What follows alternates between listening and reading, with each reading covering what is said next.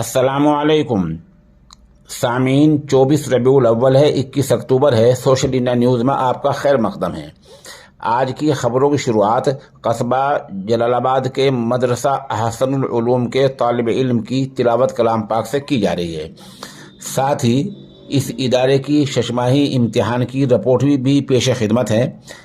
इस खबर के लिए वहीं से कारी उवैस गंगोई हमारे राब्ते में हैं। वो बता रहे हैं कि इदारा माशाल्लाह कारी मोहम्मद आसिम की देखरेख में चलता है और यहाँ नाजरा, दीनियात, हिफ्ज़ और प्राइमरी की मेयारी तालीम होती है। इम्तिहान लेने वालों में मौलाना चाहत मोहम्मद कासमी, मौलाना वसीम, मौलाना शाहनवाज और डॉक्टर असजद वगैरह शामिल रहे। ये इम्तिहान जामिया अशरफुल उलूम रशीदी गंगो के शोबा तजवीद के उस्ताद कारी मशकूर अहमद रशीदी कासमी की सरबराही में लिया गया है। अब आप मुतल्लिका तालिब इल्म की तिलावत सुन लें।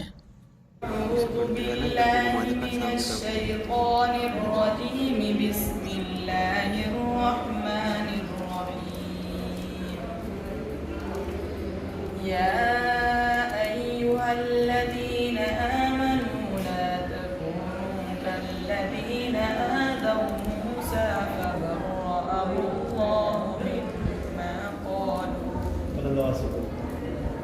وكان عند الله وجيها يا أيها الذين آمنوا اتقوا الله وقولوا قولا سديدا يصلح لكم أعمالكم ويغفر لكم ذنوبكم ومن يطع الله ورسوله فقد فاز فوزا عظيما. أعوذ بالله من الشيطان الرجيم. بسم الله الرحمن الرحيم. وما محمد إلا رسول قد خلت من قبله الرسل أفإن مات أو قتل انقلبتم على أعقابكم ومن ينقلب على عقبيه فلن يضر الله شيئا وسيجزي الله الشاكرين.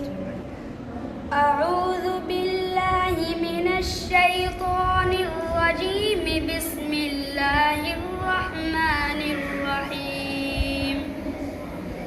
وسيق الذين كفروا إلى جهنم زمرا حتى إذا جاءوها فتحت أبوابها